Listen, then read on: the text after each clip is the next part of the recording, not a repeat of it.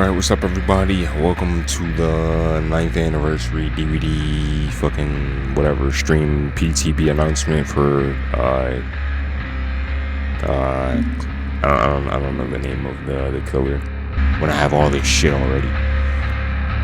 Another thing I'm gonna do. Oh shoot. Hey, we're here. We're back. Why is this We're so back. quiet? We're here. We're live in Montreal. We're live in our studio, in our brand new studio. In the studio. New studio. That's Who fine. it is? Who right? dat?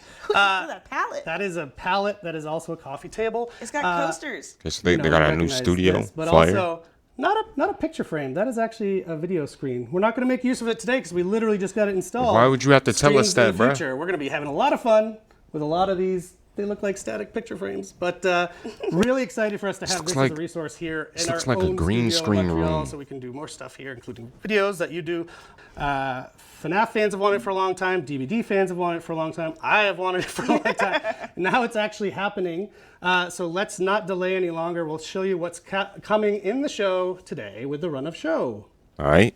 So we're gonna kick things off. Okay, Springtrap. My fault. I said Fazzy Bear. Gameplay. Hey, you got me. I don't know the lore, bro. And helping us out, we're gonna have Jason. I never really talk played about Five Nights at Freddy's, bro. I just watched it a little bit. Freddy Fazbear's Pizza. I played like Yes, like 5 minutes and I died and I never played that shit again. We're gonna break down some Twitch drops, and we're gonna have 3 amazing Twitch drops for players to go ahead and redeem on Twitch. So make sure you're looking at the Twitch chat or looking at the QR code to go ahead and make sure you're linking your behavior account so that you're not missing it. It starts today up until June 10th, but maybe Eric, you want to tell us what we're gonna get? I do, although I also know ass. that it matches what's We did not ask for this. We did not ask for this, bro. All right, this one is kind of cool though. This one's kind of cool. You're gonna get blood points as well as our dear friend. Time to get serious. Time to get serious, man. Oh shit! Oh shit!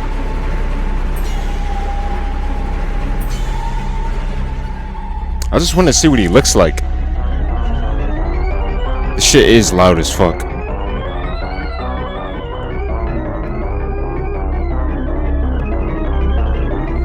This shit disturbing as fuck. What the fuck? It's taking so long. Yo, if you die, it should be like a death screen. They're not gonna do that, but that would be cool. I just want to know where I should put my camera. A few minutes later. Yo, what is going on? Yo, production team, are you niggas good? They really need to work on it. Bro, it took them that long to get 2 people, to get 1 person out of the screen and then bring somebody. Alright, bro. But we're live. See, we told you it's live. You didn't believe us. Never live. So, hi, Jay. Hi.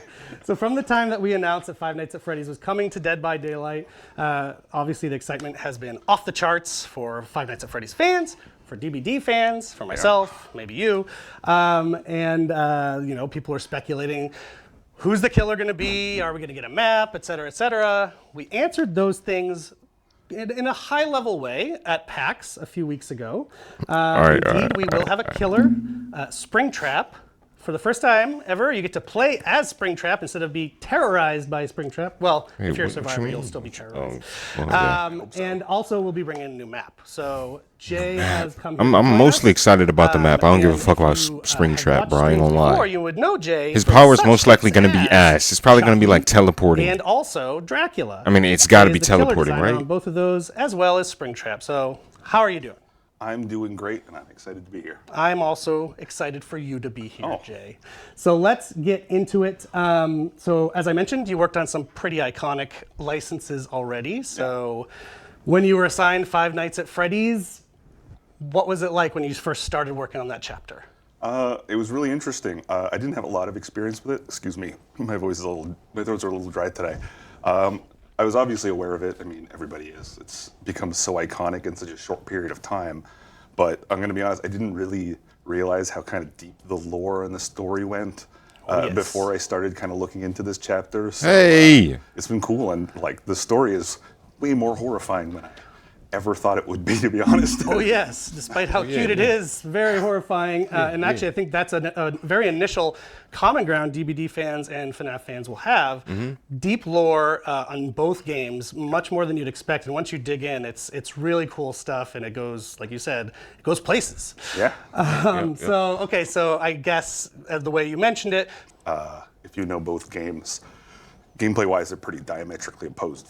Five Nights at Freddy's is really about sitting still. You manage resources, particularly the battery, and try not to get killed. Whereas DBD is all about moving around, doing the jams. I wonder if there's a mini game. I wonder if there's not a mini game. Great idea. I wonder. So it really became about I'm not gonna even down what the quintessential Five Nights at Freddy's experience is. Things like the security office, the battery power, all those amazing jump scares, and just kind of figuring out how to adapt that into the context of DBD.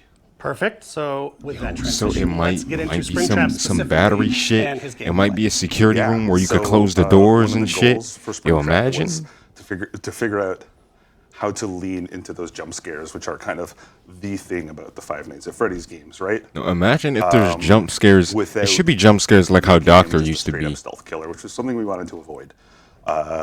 So I had this idea of doing something that we'd never really tried before, where we focus Springtrap kind of as a grab-based killer. Grab? Because we have grabs in DBD. They are inherently jump scares into themselves. It's right there. So we just kind of leaned into that. Jason Voorhees more ass fucking opportunities. killer. There he is right there on screen. by There the he way. is, yeah. We even have another one of him bro. doing a little Jason's bit of a grab was Yeah. fucking. Yes. Jason's grab was broken. and we also, Unless they're we gave talking him about like pretty unique a. projectile, which is really cool. So Unless they're Springtrap talking has two about- weapons. I get to finally announce. I know the community have been talking about it. Hold on, this So he has is a large important. pizza knife as his main weapon, Okay. and a heavy fire axe as his power. Oh, the fire. So let's talk about the axe. How do you I don't know use shit the about axe? the How's it lore, so I different don't know from what the fuck that projectiles is. that other characters in Dead I'm by thinking, Daylight bro, a use? teleport or so some shit. It's a very unique. It's not going to play like any other projectile killer that you've tried before. We wanted to do something a little bit. I wonder if it's going to be a interesting grab with it. like how the So, mastermind if is, you like throw how the axe and Wesker hit is. something in the environment, whether it's a missed shot or it's deliberate, it creates an AOE that lasts about 15 seconds. And if a survivor So, walks through much it, like the you get unknown. killer instinct on them for a So short period much of like time. the unknown. If you hit a 15 survivor seconds with is it, crazy. And it gets lodged in their back while you're chasing. Kind of have an axe lodged in your back. Just a No little big bit. deal. So they can remove it manually, or they can do it quicker. So in it's much co-op with like another survivor. unknown As Springtrap, you slash. can also retrieve it yourself if you get in close. You can skip kind of the steps of downing the survivor and picking them up. You get in close to a survivor that has the axe embedded So in you them. could just Hit grab the button, them. You grab the axe. Oh on the hell survivor at the same no! time. You get a What the cool little fuck? Jump scare, Nah, and yo. then you're carrying them on your shoulder. Fucking Jason Voorhees ass killer, A couple man. little notes. One of them is while you have your projectile available, you move at 4.4 meters per second. There he is. There's a little glimpse of some jump scare action.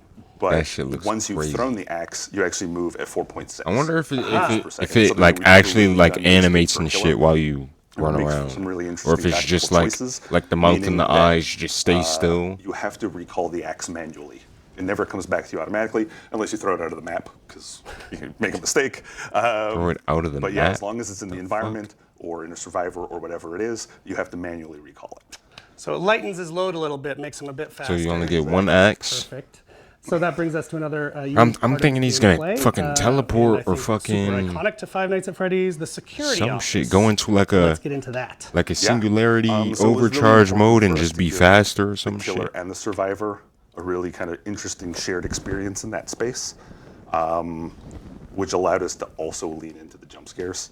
And some of the ways we came up with was to introduce a security office, which is part of any trial that Springtrap is the killer. It's part of his power, but it acts as kind of a transitionary space. So we have 7 doors shit. that appear randomly around the map. Wait, that so spawns. okay, that's the little And mini these can be game. used by survivors or killers to teleport around the map. That's the Yeah, there be a door. There it is. and there it is. Survivors can also use them And for this surveillance. So as a is survivor, you interact the with door. downside to this It brings fucking up the killer, camera view. man.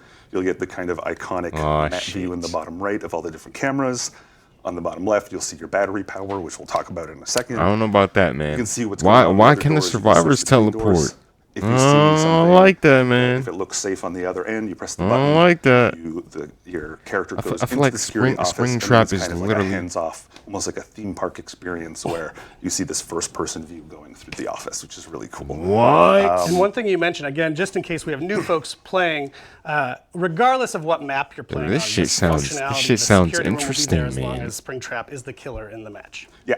Yeah, exactly. And as a survivor, if you happen to see Springtrap through a camera, if you train your camera on him for a few seconds, he'll be revealed for a little bit for the whole survivor team. Oh, damn. It's kind of nice. And what about if, like, what if Springtrap goes in at the same time as a survivor goes in at a different door and they meet? Yeah, Oh, so shit. since they can both use the doors in the security office, Yeah. we wanted to make sure that there was an opportunity for that interaction. So if a survivor is moving through that space from one door to the other, and Springtrap Yo, that should be chooses that one should of be those two doors, terrifying, whether bro. the one they're coming from or the one they're going to, he'll interrupt them in the security office for a fun little surprise. Yo, what? Awesome. Yo. I love all the little touches that the team has That shit planted sound in there crazy, like that. bro. I think the fans are really gonna love it, including this. You mentioned the battery. Managing the battery is is part of this as well. So how's that work in How does DBD? Yeah, so survivors share a universal battery. It's shared amongst all of them. It drains a little bit, kind of ticks down per second while you're using it. Sharing shit with other survivors? To just be the man in the chair, man. just sitting there and telling all their friends. This shit so is it gonna drains be a little bit. horrendous. Using the teleporter to move around the map takes off a big old chunk in one shot. Everybody And then you should to have manage an that individual because battery. The it slowly fact that we recharges on its share, own over time. You have to kind of man. manage when and where you're using it. I hate it. If the battery does run out, the security system, which is kind of the doors, the cameras, the office, goes into shutdown mode for 45 seconds. Nice. But Springtrap is not affected by the battery. obviously. If the survivors have kind of overplayed their hand and they shut the security office down, they've kind of given up their one bit of power in this chapter, and Springtrap can still use the doors and bounce around. That's nice. Dangerous.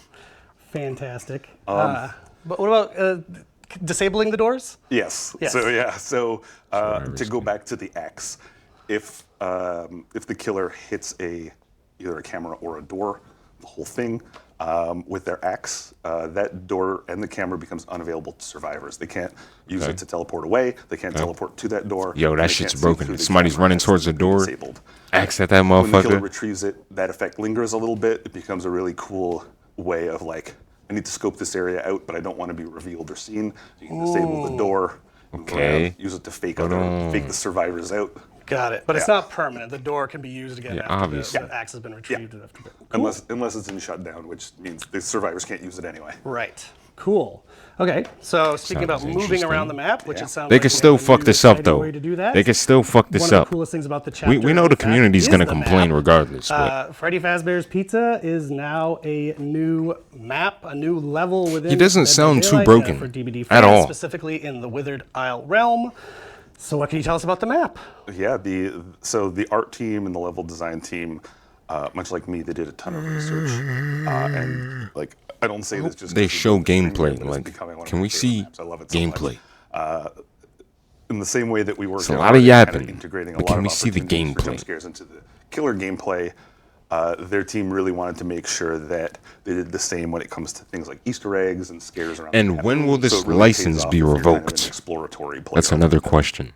Amazing. So are there When some will they areas take that you this want to shit shout away? out that Five Nights at Freddy's fans might recognize? Yeah, I mean, there's going to be a lot. You'll see a lot of small references and stuff, but obviously we've recreated a lot of kind of the iconic areas from the game. But we're also letting you exit Like the pizza pizzeria party to explore the location? outside a little bit, which is really cool. And we wanted to kind of add a little bit more space to allow for more dynamic chases and whatnot. Yeah. But for the rooms, we've got the lobby, we've got the dining hall, of course, with the full animatronic band on stage. It's very cool.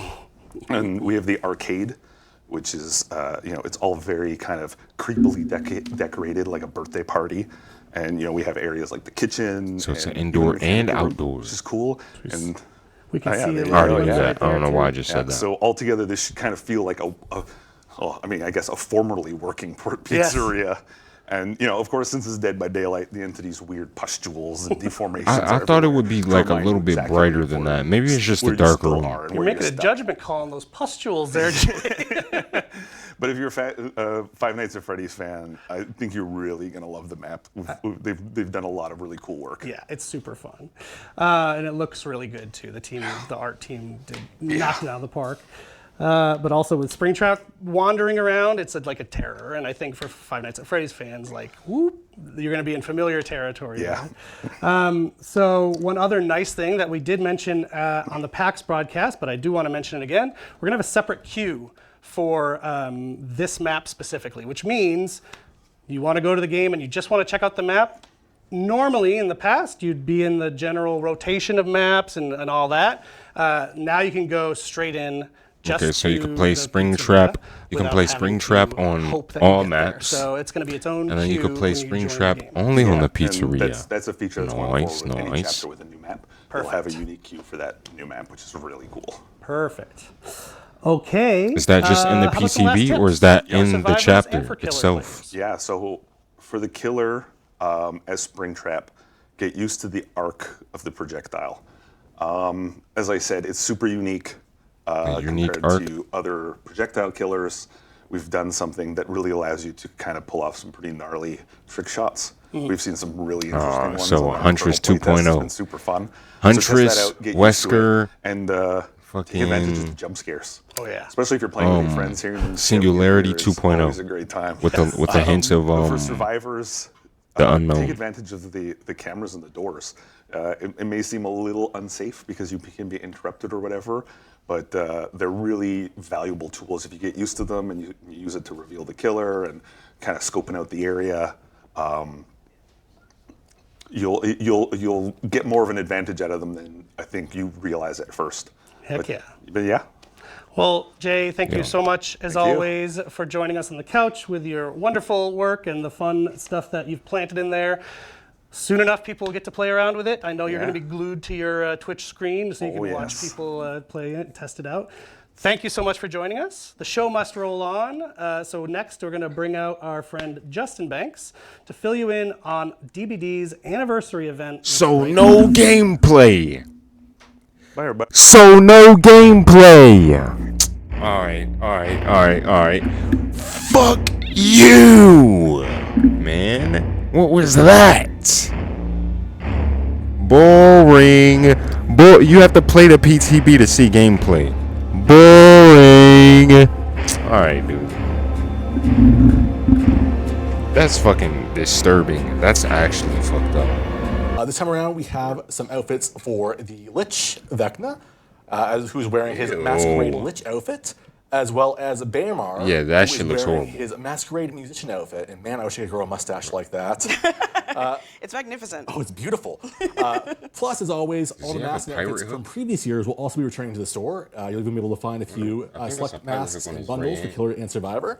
And for anyone who may have missed Twisted Masquerade last year, we'll also have a bundle with rewards from that. So the Unknown outfit, the player cards, and the charms. And all that will be available in the store on June 25th with the start of the event. Okay, so wait, is there going to be what? like fantastic sales happening as well? It might be. So we're going to be doing 30% off. Okay. But in case you did miss PAX, first of all, what are you doing? Yeah, what are you doing? Second of all, fuck you would have saw that PAX. we revealed our Yellow Rabbit legendary outfit for our new killer, Springtrap. This is an incredible outfit from the Finance of Freddy's movie. So is this the creator of the... It features the likeness of Matthew Lillard, who played William Afton on screen before the Springlock accident that really turns him into Springtrap. Okay. Now, this outfit has original voiceover from Matthew Lillard that was recorded just for Dead by Daylight, as well as some special voiceover and animations in the lobby. Okay, I cannot wait to get my hands on that. But are there going to be other versions of Springtrap coming into the fog as well? There is. We also have a Glitch Trap, a legendary outfit for Springtrap. Now, Glitch Trap first appeared in Finance at Freddy's Help Wanted and its sequel, Help Wanted 2, where he played a very crucial role in the story. So it's amazing to have him as part of this collection. And as an added bonus, for both legendary outfits, when you unlock them, you'll receive a portrait badge of those characters as well. So a Glitch Trap portrait badge for Glitch Trap, and a Yellow Rabbit portrait with Matthew Lillard's likeness when you buy that as well. We also have two very rare outfits for Springtrap, which are both... This does look like a Legion skin. Somebody just pointed that out in the chat. Which are Clown Springtrap and Toxic Springtrap. Bro, what the fuck? Clown Springtrap is pulled Okay, those last two skins are actually fire. But we put our own twist on Toxic Springtrap to really make them our own. But that's not all. For the survivors out there who want to show their love for FNAF, there will be Freddy Fazbear's t-shirts available for all original survivors. You can buy them individually or bundled together at a discount. That's gonna be great. I mean, I love like the shirts especially because it gives them this nice, cool, casual look. And as the name implies, it focuses on streetwear and casual clothing. Wait, hold on. This shit better be extremely cheap since it's casual and it's nothing flashy, for example, right? Galley Gabriel, who's often portrayed in space-themed outfits, we finally gave him something more casual to show a different side of his character. Okay. Looks so good. He's a handsome man, isn't he? Handsome man. Handsome. On top of Gabriel, we also have outfits for Tori, who will be taking a break from her cult robes. That looks so good. One I know you're very excited about, which is Toledo, who is getting some pants and escaping her shorts and skirt purgatory. I don't like this either. Toledo mentioned, yes, pants! Thank you, Eric. This is horrible fits, right? Pants! Of course, you can mix and match shit, which is... Those exist. And finally, we have an outfit for Hattie as well. And this collection will be hitting the store on July 2nd, right at the start of summer. I cannot wait. Obviously, I'm very excited for pants. Pants. Pants. For the artist. That's right. And since the artist's outfit is a legendary outfit inspired by the Boulay Brothers themselves, buying that one will get you an exclusive Boulay Brothers themed portrait badge. It looks like Cardi B. Oh, I'm so excited. So excited to get my hands on that. What the fuck was that? Wait, what was that? Wait, go back. Well, I mean, it's the best because we're going to be talking about a fan. Our characters. This time around, we have outfits for Elodie, Aurella, Ace, and the Xenomorph. So Elodie and Aurella are both getting some nice beach wear we thought each of them would enjoy. And then there's Ace, who is this production team. These doing niggas, the same, but in they more tweaking. Classic Ace fashion. They just switching the shit. Something special. What the hell? What the hell? He's a leopard print speedo, and nah, bro. What the fuck is Ace wearing, bro? And don't worry. Yo, people are gonna wear. I can confirm this outfit is mix and match. So you can go ahead and make those speedos a part of whatever. People are gonna wear a fucking speedo, bro. Why would they make this mix and match? Finally, bro, you're just gonna see Aces with fucking speedos. It's inspired by kind of an anglerfish look. They're gonna wear speedos with a suit and some other shit, bro. And honestly, would not want to run into that while swimming. Yeah, absolutely not. And you can expect the Waterfront Massacre Collection, as well as Ace's Speedo, to be available in the store on July 16th. All right, bro. I might cop that Ace Speedo. I might just buy the Speedo. Visconti during 2v8, and they're gonna be wearing the hell out of that speedo. Yeah, most definitely. These collections we have Pants Gang. And I literally will play Ace just to wear that. Choose bro. your size. But thank you so much for joining me on the couch to talk about all the latest collections that'll be coming into the fog. I'm super excited, and it was great to have you, Hollis. Oh, thank you for having me. This was so much fun. It was so much fun. So next, I'm gonna be on the couch here with Eric for all of our Dead by Daylight creators out there to talk about the creator program. So stay tuned. I might go to sleep. You're gonna be playing the PTB. All right, guys, that's been it. And yeah, hope you all enjoyed my dumb reaction. And I'm gonna be watching ItsTaeYT now. If you wanna see what Springtrap looks like, I will have ItsTaeYT's video somewhere in the corner of the video, so check that out. Check it out if you wanna, because I'm not gonna be playing it myself. So yeah, that's been it. Hope you all enjoyed. See you all later. Peace. Bye.